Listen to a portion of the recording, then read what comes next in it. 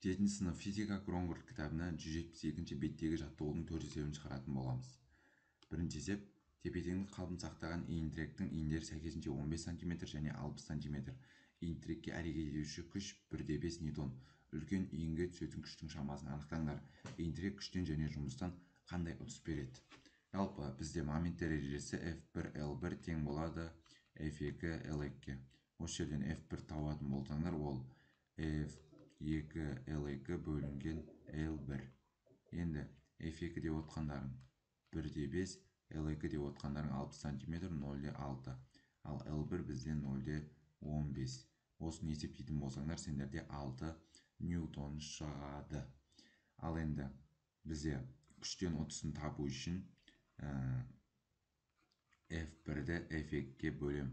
Сонда 6-ны бөлем 1,5-ке. Бұл деген сөз күштен 4 есе ұтыс аламыз. Ал жұмыстан ұтысты ұтылысты алмаймыз. Ол 0-ге тең болады. Келесі: иін-тіректің ұштарына 2 ньютон және 18 ньютон күштер әрекет етеді. Иін-тіректің ұзындығы 1 метр. Иін-тірек тепе-теңдік қалпын сақтаса, онда тірек нүктесі қай жерде орналасқан? Жалпы 1 метр деп отқанымыз, ол L2 мен L1-дің қосындысы жалпы L-ға тең болады. Осы L дегеніміз осы екі ұзындықтың қосындысы. Моменттер ережесін жазам. Міне, F2 күш, оны L2-ге көбейтем, оны теңестірем F1 L1-ге. Маған енді қараңыздар, F2 18 L2, ал F1 деп отқандарың 2 L1. Сонда осы жерден мен өзіме керек нәрсе L1-ді қортайын, ол менде 9 L2 болады L1-іміз. Ал енді мен осы L1-ді мынаның орнына апарып қоямын. Сонда L2 қосу 9 L2 тең болады 1-ге. Бұл деген сөз 10 L2 тең 1-ге. Сонда L2 тең болады 0,1 метр. Бұл бізде L2. Ал L1 деп отқандарың 0,9 метр болады. Сонда тірек нүктеміз бізде F1 күш, яғни 2 ньютон күштен 0,9 метр қашықта, ал 18 ньютон күштен 0,1 метр қашықта орналасқан. Келесі есеп: иін-тіректің кіші иінінің ұзындығы 5 см, ал үлкендікі 1,5 метр. Үлкен иінге 12 ньютон күш әрекет етеді. Иін-тірек тепе-теңдік қалпын сақтау үшін кіші иінге қандай күш түсіру қажет?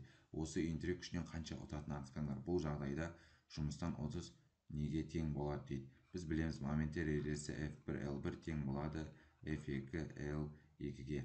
Маған керек нәрсе F1, ол тең болады F2 L2 бөлінген L1. Сонда біздегі F2 күшіміз 12, ал L2 деп отқандарың 1,5. Ал бізде L1 5 см, ол 0,5 метр болады. 360 ньютон болады екен. Енді бізде күштен ұтысын табу үшін осы F1-ді F2-ге бөлем, яғни 360-ты бөлемін 12-ге. Бұл деген сөз күштен біз 30 есе ұтыс аламыз. Ал жаңа айттық, жұмыстан ұтыста ұтылыста болмайды, механиканың алтын ережесі бойынша. Келесі есеп: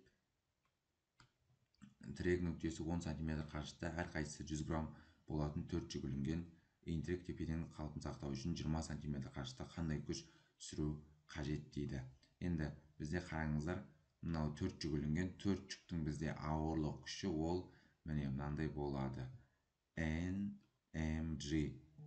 MG деген бір жүктің ауырлық күші, соны n-ға көбейтем, яғни 4 жүк бар, осында 4 жүктің бізде ауырлық күші болады. Моменттер ережесін жазам. NMG L1 тең болады F2 L2-ге.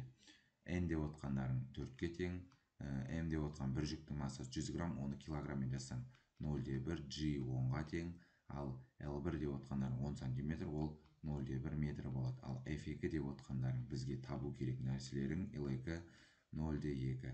Енді есептейсіңдер. F2 тең болады 4 көбейту 0,1 көбейтілген 10 көбейту 0,1 бөлінген 0,2.